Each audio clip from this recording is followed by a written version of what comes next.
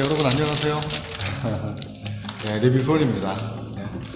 제가 오늘은 라페스타에 또 왔고요. 제가 오늘 볼 영화는 자동차왕 원복동 5시 50분 영화 보러 왔습니다. 개봉 전부터 상당히 논란이 많이 되고 있는 영화죠.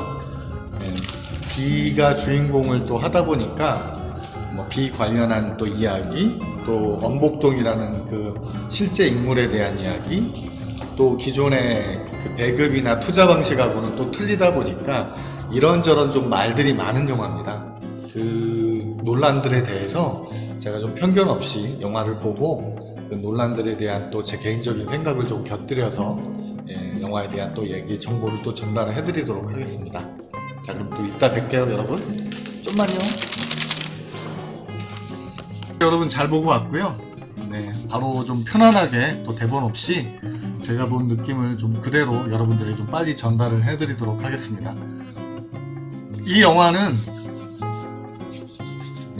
그 처음부터 제가 조금 웃음이 났어요. 영화를 보면서 웃음이 나거나 좀 막 낯뜨거운 그런 장면들이 몇 번 나와서 결론부터 말씀드리면 좀 총체적인 난국을 보여준 영화라고 하겠습니다.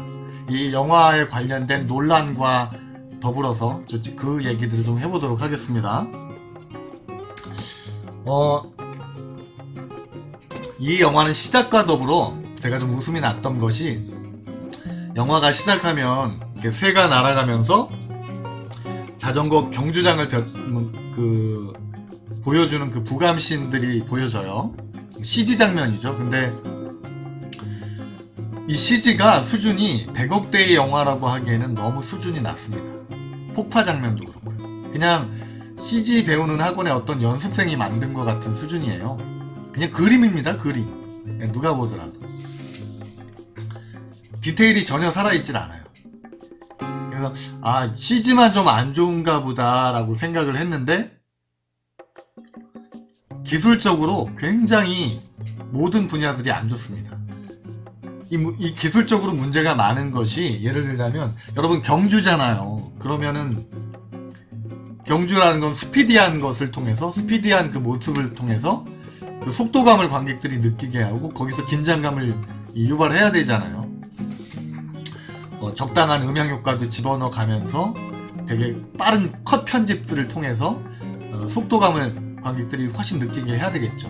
실제로 촬영은 우리가 느끼는 속도감보다 굉장히 낮은 경우들이 대부분이잖아요. 근데 이제 그걸 속도도 좀 변경시키고 여러가지 컷 편집이나 효과를 통해서 몇 배의 그 효과를 내는 거죠. 속도가 훨씬 더 빠르게 느끼게 하는 거죠. 근데 이 영화는 전혀 그런 속도감을 못 살리고 있습니다. 쉽게 말씀드리면 이거예요. 그 BC라든지 이런 배우들의 그 표정은 거의 100km입니다. 100km예요. 근데 실제 화면에 보여지는 그 자전거의 속도는 어떠냐 이거죠.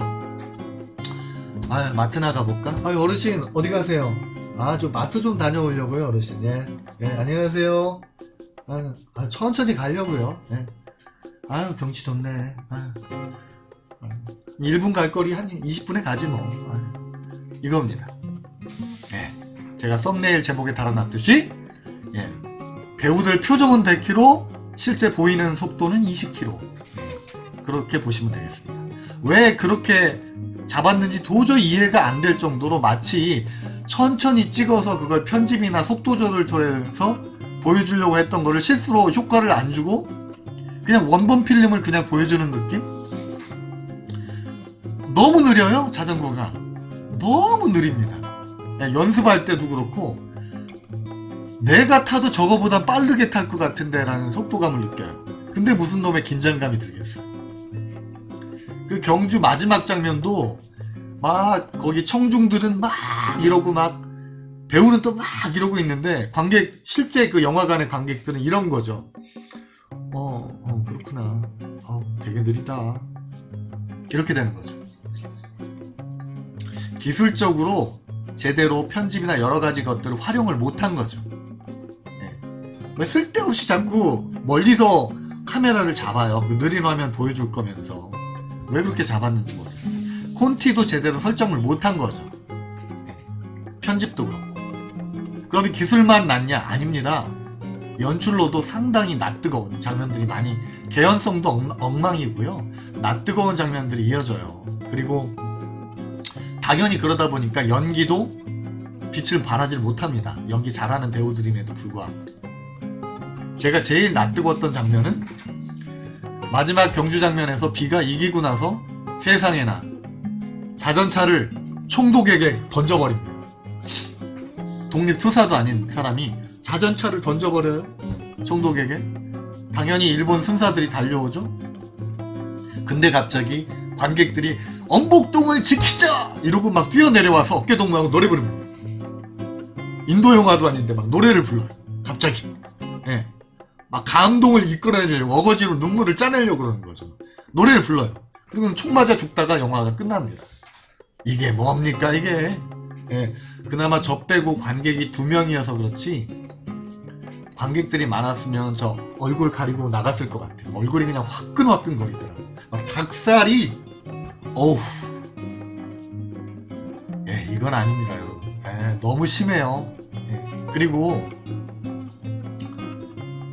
이 강소라 씨가 나오는데 지금 하고 다녀도 멋있다고 할 그런 튀는 그 패션 감각이 넘쳐나는 그 모자를 항상 쓰고 나와요. 일본 순사들이 그 여자를 찾으려고 막 대자보를 붙이고 막 있다 그러는데 오히려 다쳐가지고 그 집에서 치료받고 이럴 때는 평범한 옷을 입다가 활동하려고, 예, 거사를 치르려고 할 때는 그 누구도 쓰지 않은 그런 패셔너블한 모자를 쓰고 화장한 듯한 예쁜 얼굴로 나타나요. 이게 뭡니까 이게. 예? 아, 너무 이뻐 보이려는 욕심이 보여요. 그러시면 안 돼요 강소라씨. 예. 배우가 예뻐 보이는 거는, 예, 예쁜 배우들 천지죠. 강소라씨 예쁘죠. 그게 뭡니까 근데. 독립투사하고 부상 입고 이런 사람이 갑자기 누가 봐도 강소라씨인 줄 알겠네요. 지금에 있어도. 예, 군중들 속에 있어도. 아무도 주변에 그 모자 쓴 사람들이 없어요. 심지어 너무 예뻐요. 예, 아니죠 그거는. 너무 웃겼어요 그런 장면들이. 제가 볼 때는 화장한 게 티나는 얼굴에 막 패셔너블한 모자 쓰고 막 총질하고 이런 게 너무 겉멋들었다라는 느낌이 들었었어요. 그거, 그러니까 이 기술적인 거 말고도 영화가 총체적인 난국인 거예요. 연출이 그런 것들을 지적해주지 못하는 거예요. 잡아내질 못하는 거죠. 그러다 보니 두 번째 얘기로 자연스럽게 넘어가 볼게요. 엄복동 절도 논란도 나오는 겁니다. 이 영화 개봉하기 전에 이미 벌써 엄복동이 절도범이라는 그 사실을 밝혀낼 정도로 이렇게 쉽게 밝혀지는 내용을 이 100억대의 영화를 기획하면서 알아내질 못했다? 변명인 거예요. 이게 얼마나 엄복동이라는 실화의 인물을 조사하는 과정이 얼마나 깊이가 얕았는지를 반증하는 겁니다. 네. 어쩌면 조금만 성의를 들였으면 쉽게 알아낼 사실인 거죠. 그걸 몰랐다라는 거는 그냥 수박 겉핥기식으로 1등을 한 인물, 이 사람을 영화화하면 재밌겠네, 단순하게 접근한 거예요. 그 주변 인물들을 만나서 인터뷰를 따고 그 굉장히 노력하는 과정들이 굉장히 깊이가 없었다라는 겁니다.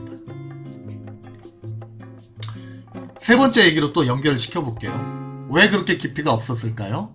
이 영화는 시스템에 의해서 만들어진 영화가 아니고 이미 자리를 잡은, 우리 한국 영화의 자리를 잡은 그 제작 단계별 시스템을 거친 영화가 아니라 개인 인맥, 개인 투자 능력에 기대어 제작이 된 영화라는 느낌이 저는 강해요.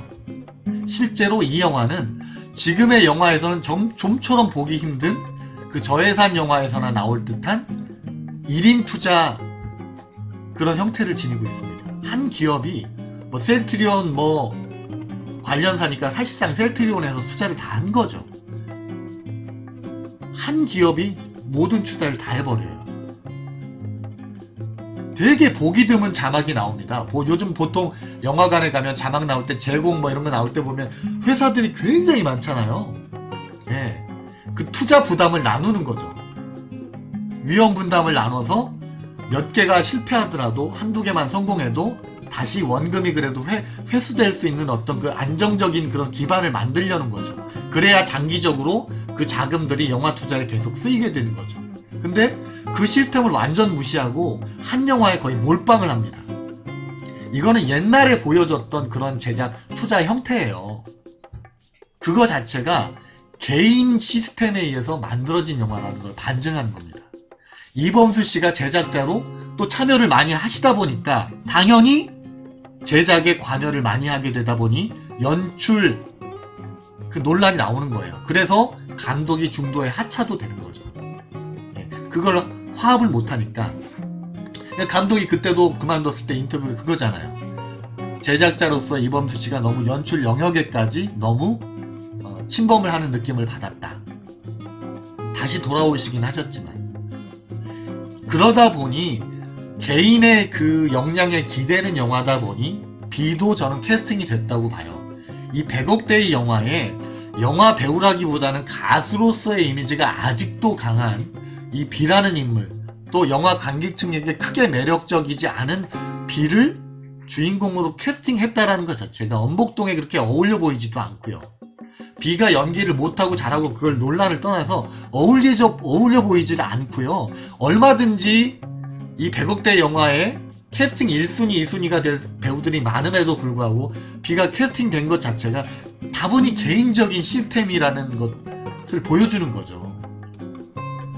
그러다 보니 영화가 제작 전부터 제작이 되자마자 저는 느꼈던 게 이 주변의 영화관들 그 스크린 수를 딱 보세요, 여러분. 그러면 영화 제작 배급에 관련된 극장에 관련된 사람들의 이 영화를 어떻게 흥행성에 대해서 어떻게 생각하는지를 단적으로 알 수가 있습니다.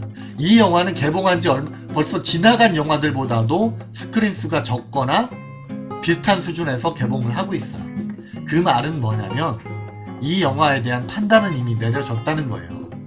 흥행하기가 힘들겠다라는 영화 배급 극장 관련 관계자들의 판단이 이미 내려졌다는 겁니다. 참 안타깝습니다. 엄청난 돈이 투자됐음에도 불구하고 흥행하기가 어려울 거라는 것이 중론입니다. 참 안타까워요. 그리고 이제 저는 또 국뽕 논란이라는 것을 좀 얘기를 하고 싶어요. 제가 말모이 때도 말씀을 드렸지만 지금 우리나라의 영화계는 국뽕 논란이란 말이 필요 없는 영화계예요. 뭐 민족주의를 다룬다 그래서 막 사람들이 가서 일부러 영화를 봐주나요? 막 영화 스크린 수를 막 배정해줘요? 그런 시대는 이미 끝났습니다, 여러분. 우리나라.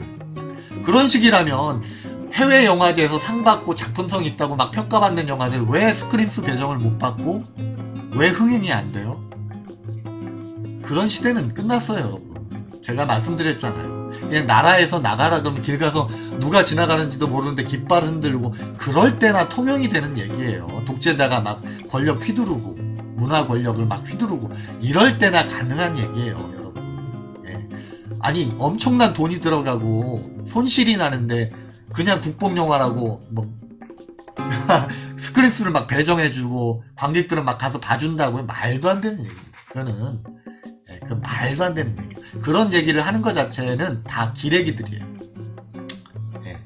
그런 걸 키우는 것도 우리나라의 그 수준 낮은 언론들입니다. 관객들은 그런 것에 관심이 없어요. 이 영화가 재밌냐? 잘 만들어진 영화냐? 그거에 관심이 있지. 이 영화가 뭐 민족주의를 다루고 있냐 없냐? 관심 없습니다, 여러분. 영화가 재밌는데 민족주의까지 다루면 더 좋은 평가를 받는 것이지 영화가 재미없는데 민족주의를 다뤘다고 관객들이 가지 않아요. 지금 유관순 그 열사를 소재로 한 영화도 개봉했죠? 그 영화가 흥행을 한다. 그럼 영화를 잘 만들었기 때문이에요. 1차적으로는. 유관순 열사를 다뤘다고 해서 영화가 흥행을 하고 그게 아니란 말입니다, 여러분. 그런 시대가 아니에요, 여러분. 조금만 관객 안 들면 일주일이 채 안 돼서 영화 스크린에서 밀려나는 게 요즘의 세상이에요. 바로 IPTV로 넘어가는 게 요즘의 추세입니다. 그런 상황에서 무슨 얼어 죽을 국뽕 논란이에요. 네? 이 영화가 국뽕에 기대지 않았냐? 그거는 이제 감독에 대한 비판이 되겠죠. 이렇게 다루면 성공하지 않을까. 근데 그런 국뽕에 대한 얘기는 저는 안 했으면 좋겠어요. 꼭 이런 얘기, 이런 소재의 영화들 나오면 꼭 뭐 정치적으로 해석하려고 들고 막 진영의 논리로 막 하려고 드는 사람들 꼭 있는데, 그러지 맙시다 좀. 피곤하지 않나요? 좀 짜증나요 그런 얘기 이제 들으면. 영화계에서는, 영화계 현실하고는 전혀 맞지도 않는 얘기들을 가지고 막 그걸 논란화 해가지고 막 싸우려고 들고 하는데, 그러지 맙시다 그거. 네. 굉장히 피곤하고 짜증나는 일이에요 사실은. 해외 제가 말씀드렸잖아요. 우리나라 영화계는 아시아 시장에서 굉장히 수준이 높아요. 해외 스타들이 왜 우리나라에 툭하면 와서 영화 개봉만 하면 오고 전세계 최초 개봉을 툭하면 하고 왜 그러겠어요. 우리나라 관객은 굉장히 냉정합니다. 10,000원, 12,000원 하는 세상이에요 여러분. 친구랑 연인이랑 가면 5만원, 4만원 깨지는 거 일도 아니에요. 팝콘 사먹고 하면. 그런데 무슨 뭐 국뽕에 의해서 흥행이 어쩌고 좌지우지 된다고 말도 안 되는 얘기. 말도 안 되는 얘기. 이제 그런 얘기는, 그런 소모적인 얘기는 이제 저는 좀 더 안 했으면 좋겠어요. 네. 그런 것에 기대서 그런 것을 논란화해서 영화를 흥행하려는 마인드를 갖고 있는 제작자나 감독이라면 그만두셔야 될 분들이에요. 예. 몰라도 너무 모르는 분들인 겁니다. 이 영화 시장을. 그만 영화 하시면 안 되는 분들이에요. 예. 돈 날리실 분들이에요. 쉽게 말해서. 하여튼 그런 이 영화는 제 개인적으로 기술적으로나 연출적으로나 여러가지 면에서도 그렇고 아쉬움이 많이 남고 조금 안타까운 영화였습니다. 이 기획 자체는 나쁘지 않았다고 봐요. 우리가 몰랐던 인물을 통해서 이렇게 영화화 한다라는 그 취지 자체는 나쁘지 않았다고 봅니다. 근데 결과적으로 그 깊이 없는 진행과 조사, 또 제작 과정 속에서의 시스템을 통한 영화 제작이 아닌 개인의 능력, 개인의 인맥에 기대어서 제작되는 이런 관행들 때문에 이 영화도 큰 돈을 날리게 되는 그런 영화가 될 확률이 굉장히 높다고 하겠습니다. 이 영화 참 안타깝다. 그래서 10점 만점에 제 개인적인 평점은 3점입니다. 영화를 굳이 보라고 제가 권해드리고 싶지는 않겠네요. 예, 영화가 좀 아깝다, 돈 아깝다라는 생각이 좀 드실 수 있는 영화라고 솔직히 말하면 그렇게 말씀드리고 싶네요. 예. 그리고 또 그 배우분들 좀 말씀을 좀 드리고 싶은데, 이범수 씨가 이번에 제작자로 참여를 하셨잖아요. 근데 사실 유승용 씨죠. 유승용 씨도 요번에 이제 극한 직업으로 다시 조금 이렇게 제2의 전성기로 가시기 위한 어떤 발판을 만드셨지만 사실 굉장히 오랜 시간 좀 우울한 시간을 보내셨죠. 이범수 씨도 사실 뭐 이렇게 투자 실패도 하게 되시고 하셨지만 또 그 전작품인 뭐 출국도 성적이 별로 안 좋았고 좀 우울한 기간이 좀 길어지고 있죠. 근데 꾸준히 하시다 보면 또 인생이라는 게 이렇게 굴곡이 있듯이 영화도 역시 또 내려가면 올라갈 때가 있게 되는 것 같습니다. 그러니까 꾸준히 좋은 연기 보여주시다 보면 또 이렇게 천만 영화에 또 이렇게 참여하시게 되는 그런 날이 또 올 거라고 저는 생각합니다. 자, 힘내시고요. 자, 여러분들 오늘 영화 리뷰는 여기까지고요. 더 좋은 영화로 여러분들 또 찾아뵙겠습니다. 구독과 좋아요 부탁드릴게요. 여러분 감사합니다.